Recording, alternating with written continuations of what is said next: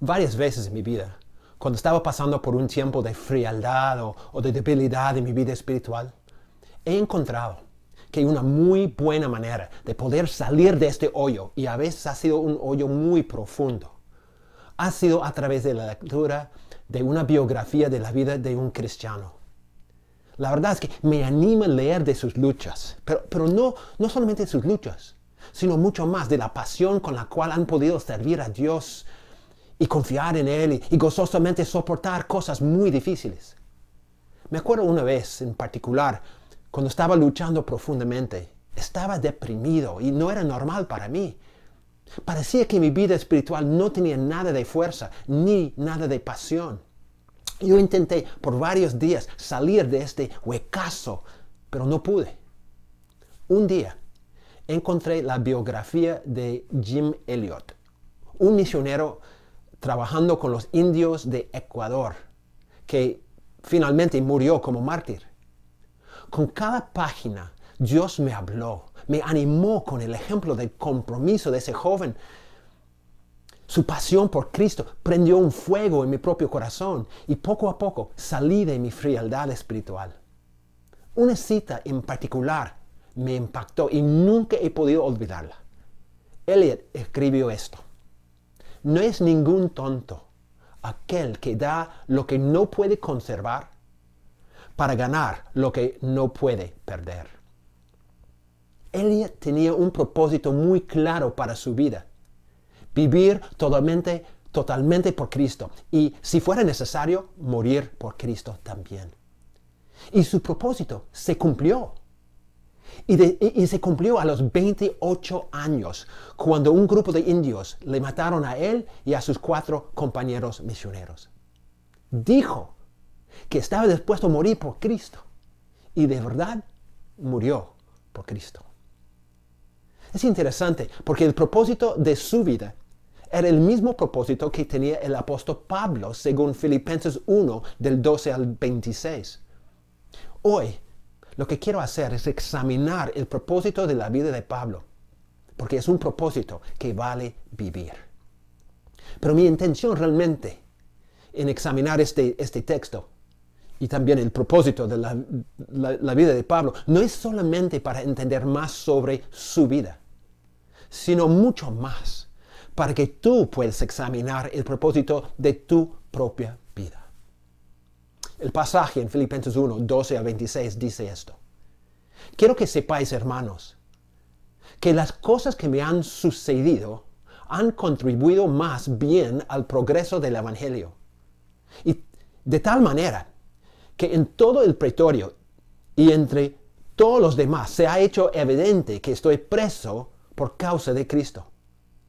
Y la mayoría de los hermanos, cobrando ánimo en el Señor con mis presiones, se atreven mucho más a hablar la palabra sin temor. Algunos a la verdad predican a Cristo por envidia y rivalidad, pero otros lo hacen de buena voluntad. Los unos anuncian a Cristo por rivalidad, no sinceramente, pensando añadir aflicción a mis presiones, pero los otros por amor, sabiendo que estoy puesto para la defensa del Evangelio. ¿Qué pues? Que no obstante, de todas maneras, o por pretexto o por verdad, Cristo es anunciado, y en esto me gozo y me gozaré siempre. Porque yo sé que vuestra oración y la suministración del Espíritu de Jesucristo, esto resultará en mi liberación, conforme a mi anhelo y esperanza de que en nada seré avergonzado. Antes bien, con toda confianza, como siempre, ahora también será magnificado Cristo en mi cuerpo, tanto si vivo como si muero. Porque para mí el vivir es Cristo y el morir ganancia. Pero si el vivir en la carne resulta para mí en beneficio de la obra, no sé entonces qué escoger. De ambas cosas estoy puesto en estrecho, teniendo deseo de partir y estar con Cristo, lo cual es muchísimo mejor, pero quedar en la carne es más necesario por causa de vosotros. Y confiando en esto, sé que quedaré, que aún permaneceré con todos vosotros para vuestro provecho y gozo de la fe, para que abunde vuestra gloria de mí en Cristo Jesús, por mi presencia otra vez entre vosotros. En este texto, Pablo revela 3 prioridades de un propósito que vale vivir. Y eso es lo que quiero compartir hoy. 3 prioridades de un propósito que vale vivir. La primera prioridad es el avance del Evangelio en vez de mi propia comodidad. Tenemos que ponernos en los zapatos de los cristianos del primer siglo. La iglesia nació en Jerusalén y poco a poco empezó a extenderse por las regiones alrededor de ahí. Pero cuando Dios levantó al gran misionero Pablo, el evangelio empezó a difundirse más allá, en los territorios gentiles. Y un día llegó hasta Europa. Dios estaba usando a ese hombre Pablo de una manera increíble para extender su iglesia en todo el mundo. Pero un día los judíos lo capturaron y el gran portavoz de Dios fue encarcelado y trasladado primero a Cesarea y después a Roma. Ya no podía andar por las calles predicando el evangelio. Él se quedó preso en la capital del Imperio Romano. Pero fue desde la cárcel en Roma que Pablo escribió esta carta. Sin duda, los hermanos de Filipos estaban preocupados, no solamente por su amado Pablo, sino también por el avance del evangelio. Preguntaban, ¿detendría la obra misionera el hecho de que Pablo era preso? ¿Cómo responderían los otros misioneros y líderes de la iglesia sabiendo del dolor y del peligro de la persecución de Pablo traía a los distintos misioneros? El temor de la persecución. ¿Qué iba a pasar? ¿Iba a extinguir el fuego del evangelio? Me imagino que estas eran algunas de las fuertes preocupaciones que la iglesia tenía en ese entonces. En nuestro texto, Pablo siente la necesidad de contestar esas preocupaciones y de aclarar su situación. Entonces, él dice, por ejemplo, en el verso 12, quiero que sepáis, hermanos, que las cosas que me han sucedido, es decir, el maltrato que Pablo experimentaba, toda la persecución y ahora el colmo de todo, su encarcelamiento en Roma. Todas estas cosas, dice Pablo, han contribuido más bien al progreso del evangelio. En otras palabras, en vez de impedir el avance del evangelio, sus presiones lo han impulsado a avanzar más. Tal es así, dice Pablo, que el resultado de ese crecimiento, según el verso 13, es que en todo el pretorio y entre todos los demás se ha hecho evidente que estoy preso por causa de Cristo. No se callaba Pablo, sino testificaba a los soldados romanos y a cualquier otra persona con que él tenía contacto. Y de ellos mismos, los chismes acerca de ese hombre valiente y el mensaje que él predicaba se divulgaba más y más hasta que todos los soldados romanos y todas las demás personas allí supieron que la razón por la cual Pablo estaba encarcelado era por el evangelio. Él no era un criminal común, no era un revolucionario como quizás algunos pensaban. Pablo era preso por una causa más allá, más trascendental. Él estaba encarcelado por causa de Cristo, el verdadero Señor de todos. Y ahora todos entendieron eso. Pero ¿cuál fue el impacto de la situación de Pablo entre los demás cristianos?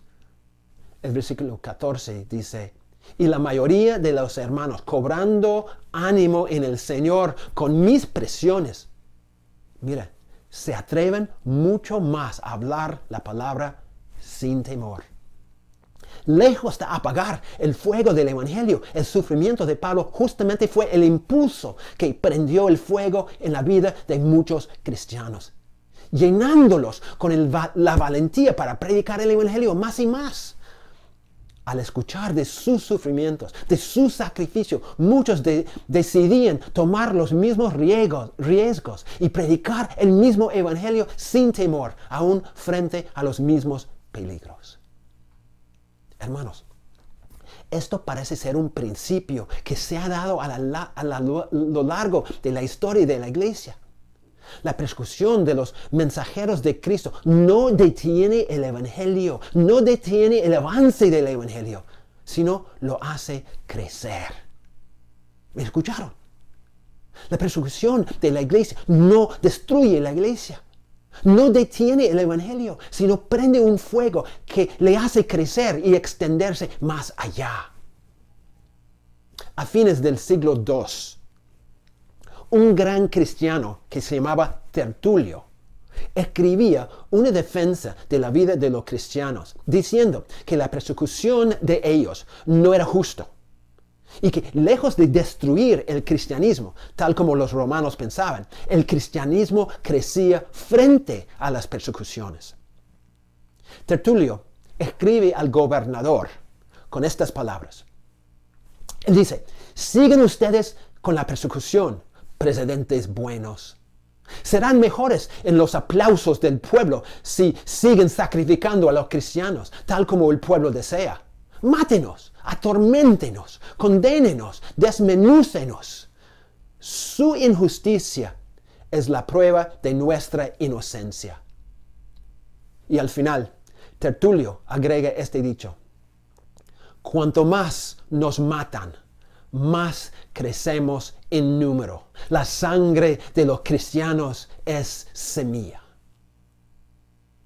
Ese es el mismo mensaje que Jesús mismo transmitió en Juan 12:24, cuando él escribió: de cierto os digo, que si el grano de trigo que cae en la tierra no muere, queda solo, pero si muere, lleva mucho fruto. La semilla, para crecer, para multiplicarse, tiene que caer y morir. Hermanos, la historia de la iglesia a lo largo de los últimos 2000 años muestra la misma verdad de la experiencia de Pablo, la misma verdad de las palabras de Cristo, y muestra la misma verdad de estas palabras de Tertulio. La sangre de los cristianos es la semilla de la iglesia. El evangelio crece más cuando los cristianos están dispuestos a sufrir por su extensión en el mundo. Cuando demostramos que más vale el evangelio que nuestras propias vidas. Cuando estamos dispuestos a pagar cualquier precio para el avance del reino de Dios, la iglesia es bendecida y crece más. Pero cuando los cristianos optan por vidas cómodas y fáciles, cuando escogemos protegernos a todo costo, estanca el crecimiento y se enfría la iglesia. Hace varios años se entrevistaron al pastor Samuel Lam, el pastor de la iglesia más grande en la China en ese entonces. Y le preguntaron qué mensaje quería compartir con los hermanos del mundo occidental. Pastor Lam dijo esto: acuérdense de la lección de la iglesia en la China. Más persecución, más crecimiento. Antes de que me metieran en la cárcel, dice Lam, en 1955, la membresía de esta iglesia era 400. Cuando salí de la cárcel en 1978, o sea, 23 años después, crecía a 900 en algunas semanas. Luego, después de 1990, cuando el gobierno tomó todo de nosotros y cerró la iglesia por un tiempo, nosotros reabrimos y en poco tiempo habíamos crecido a 2,000 miembros. Más persecución, más crecimiento. Esta es la historia de la iglesia en la China, la historia de esta iglesia. Hermanos, yo diría que es el mismo mensaje de la iglesia a lo largo de la historia. Por eso Pablo dice: las cosas que me han sucedido, todo lo malo que me han sucedido, han contribuido más al progreso del evangelio. Pero obviamente no todo es fácil ni bonito. Pablo dice que no todos respondieron tan positivamente. Él dice, por ejemplo, en los versículos 15 a 17, algunos a la verdad predican a Cristo por envidia y rivalidad, pero otros lo hacen de buena voluntad. Los unos anuncian a Cristo por rivalidad, no sinceramente, pensando añadir aflicción a mis prisiones, pero los otros por amor, sabiendo que estoy puesto para la defensa del Evangelio. Lamentablemente, algunos cristianos, al escuchar de los problemas de Pablo, aprovecharon de la oportunidad para hacer un nombre por ellos mismos, como si fuera una competencia. Sus motivaciones eran egoístas. Afortunadamente, otros salieron a predicar con buenas motivaciones, pero de todos modos, el Evangelio avanzaba. Por ende, Pablo dice en el verso 18, ¿qué pues? Que no obstante, de todas maneras, o por pretexto, o por verdad, Cristo es anunciado y en esto me gozo. Aquí se ve la primera prioridad de Pablo. La cosa más importante para él no era su libertad. Él era preso. Tampoco era su comodidad. Él estaba sufriendo. Entonces, ¿cuál era su prioridad? El avance del Evangelio. En medio de sus pruebas, en medio de sus luchas, en medio de circunstancias tan difíciles, Pablo se gozaba. ¿Por qué? Porque había algo más importante que su comodidad, más importante que su propio éxito, más importante que sus circunstancias. Para Pablo, la prioridad simplemente era el avance del Evangelio. Él veía la vida desde la perspectiva de Dios y no desde una perspectiva humana. Él tenía prioridades eternas, no prioridades egoístas. Por eso, él podía gozarse siendo preso. Podía gozarse en medio de circunstancias muy adversas. Él tenía un propósito que vale vivir. Ser instrumento de Dios para el avance del Evangelio, aún al costo de su propia comodidad. Hermanos, no estoy diciendo que es más noble sufrir. No estoy diciendo que debemos buscar persecución. No estoy diciendo que debemos anhelar ser pobres. Lo que estoy diciendo es que se ve en Pablo una actitud, una perspectiva acerca de la vida que decía, hay algo más importante que mi vida. Hay algo más importante que mi comodidad. Hay algo más importante que mis circunstancias. Mi propósito en vivir se centra en Jesús, se centra en el avance del Evangelio, se centra en la voluntad de Dios en mi vida. Y si mis sufrimientos pueden resultar en el avance del Evangelio, entonces yo me gozo. Esta misma actitud de Pablo era la actitud de Jesús y la actitud de ese Tertulio y la actitud de multitudes de creyentes a lo largo de la historia. Fue la actitud de Jim Elliot, ese joven misionero que perdió su vida tratando de alcanzar a los indios de Ecuador. Él escribió, siendo todavía un joven, estas palabras: Señor, te ruego que prendas estas velas ociosas de mi vida para que yo pueda resplandecer por ti. Consume mi vida, oh Dios, porque te pertenece. Y no deseo una vida larga, sino una vida llena, tal como tú, Señor Jesús. Esa actitud se basa en un propósito que vale vivir. Un propósito diocéntrico. Esa actitud que hace posible una vida de gozo en medio de un infierno.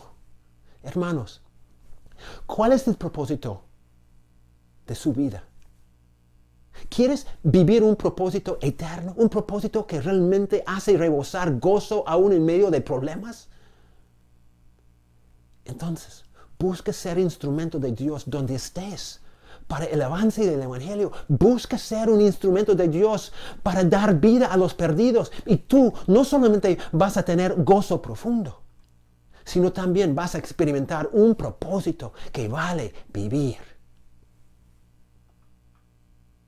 La segunda prioridad de un propósito que vale vivir es la gloria de Cristo en vez de mi propia vida. La situación de Pablo era muy seria. Él había apelado a la Corte Suprema del Imperio Romano, al mismo César. Algún día, Pablo iba a tener que presentarse ante el tribunal de ese rey. Y allí iba a tener que escuchar el veredicto que determinaría su futuro, vida o muerte. O sea, en términos humanos, su vida estaba en las manos de la corte romana. Pero ¿cuál era su actitud mientras esperaba su cita con el juez? Los versículos 18 a 21 dicen: me gozaré siempre porque sé que por vuestra oración y la suministración del Espíritu de Jesucristo, esto resultará en mi liberación, conforme a mi anhelo y esperanza de que en nada seré avergonzado. Antes bien, con toda confianza, como siempre ahora, también será magnificado Cristo en mi cuerpo, tanto si vivo como si muero. Porque para mí el vivir es Cristo y el morir ganancia. Ahora, es importante que examinemos con más cuidado lo que Pablo está diciendo aquí. Casi todas las versiones traducen la palabra liberación en el verso 19, dando a entender que Pablo esperaba ser liberado de la cárcel por las oraciones de los hermanos y por la ayuda del Espíritu de Jesús. Pero, ¿esto era su significado realmente? Yo dudo mucho que esto sea lo que Pablo tenía en mente aquí. ¿Por qué? Bueno, por dos razones. Primero, ¿cuál era la preocupación principal de Pablo en este momento? ¿Era su liberación de la cárcel? ¿Era el veredicto del César? No. De hecho, Pablo dice que no importa si vive o muere, no importa si el veredicto es positivo o negativo. Pero sí había algo mucho más importante que su libertad, que la decisión de la corte romana. Sobre cualquier cosa, lo que Pablo deseaba, y también lo que era su firme esperanza, era que Cristo sea magnificado en él, sea a través de su vida o sea a través de su muerte. Glorificar a Cristo era la preocupación de Pablo. Entonces, sería totalmente contradictorio decir que su confianza era ser liberado de la cárcel, cuando todo el sentir de este texto es glorificar a Cristo aún a través de la muerte. En segundo lugar, en griego, la frase "esto resultará en mi liberación" es una cita de la versión en griego de Job 13:16. O sea, Pablo se ve como Job ante sus acusadores. El punto en Job es que, aunque sus amigos dicen que él es culpable, que él está sufriendo por el pecado, Job confía en la vindicación de Dios. No importa lo que la gente diga, no importa si tenga que sufrir. Yo sé, dice Job, que a fin de cuentas Dios me va a vindicar. Ahora, la palabra que se traduce liberación es literalmente la palabra salvación. En este caso, la palabra tiene la idea de vindicación. Lo que Pablo está diciendo entonces es que pase lo que pase ante el juez humano, si lo condena a la muerte o si le da su libertad, la confianza de Pablo es que Dios le vaya a vindicar. Si el César lo condena a la muerte, no importa, porque aún en la muerte Pablo puede glorificar a Cristo. Y así se revelará la vindicación de Dios en su vida. En otras palabras, la esencia de lo que Pablo está diciendo aquí es que él confía plenamente en Dios, su Salvador. Aunque el hombre es injusto y lo condena por predicar el Evangelio, aunque los romanos lo entreguen a la muerte, Pablo será vindicado por Dios a través de las oraciones de los hermanos y la ayuda del Espíritu de Jesucristo. Hermanos, aquí encontramos la segunda prioridad de un propósito que vale vivir. Como dice Pablo en el verso 21, para mí el vivir es Cristo y el morir ganancia.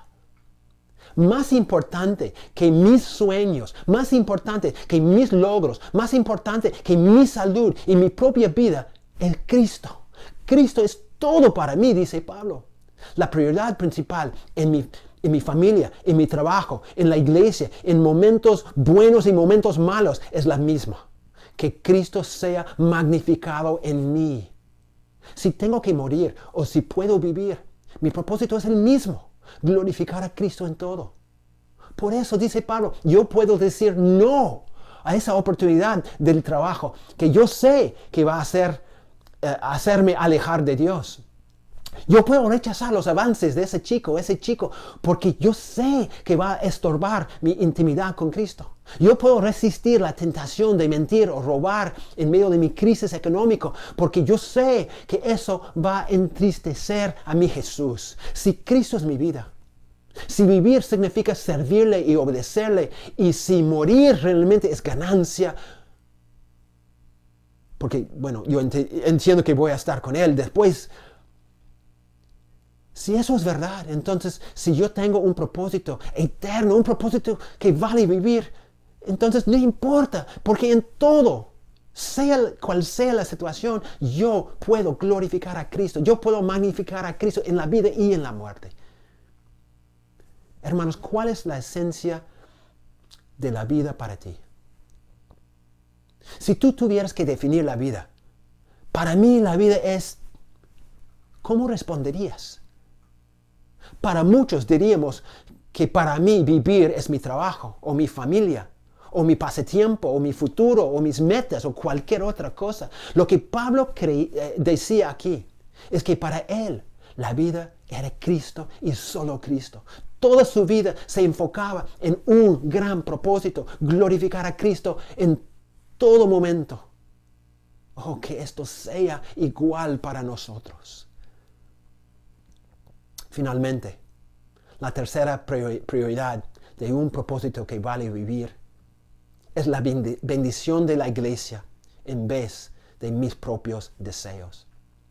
Pablo termina aquí con estas palabras. Pero si el vivir en la carne resulta para mí en beneficio de la obra, no sé entonces qué escoger.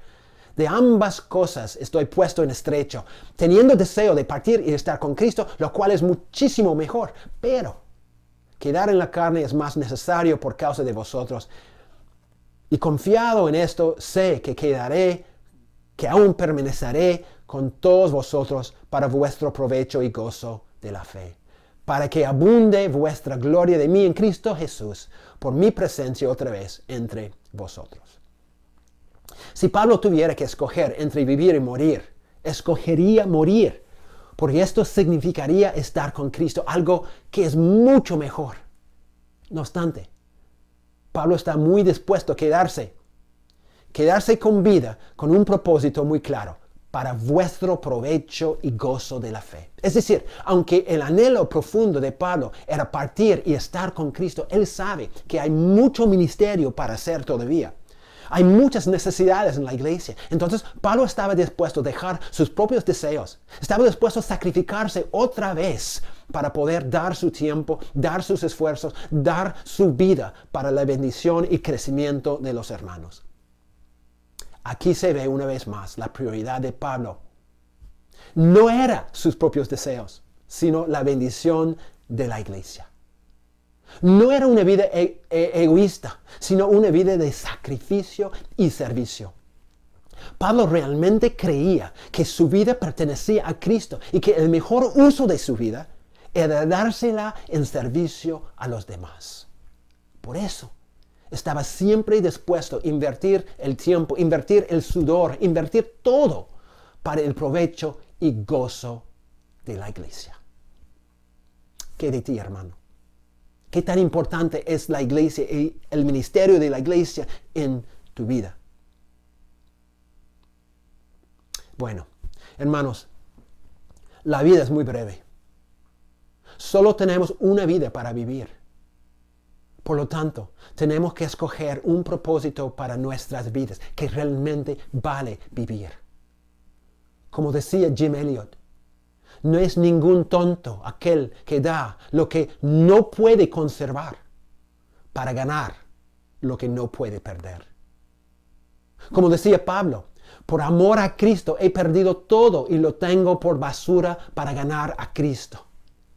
Y como decía Jesús, el que halle su vida, la perderá. Y el que pierda su vida por causa de mí, la hallará. Hermanos, no vivan vidas egoístas. No escojan propósitos vacíos. Escojan un propósito que vale vivir. Tengamos las prioridades de un propósito eterno. El avance del Evangelio en vez de nuestra comodidad. La gloria de Cristo en vez de nuestras vidas.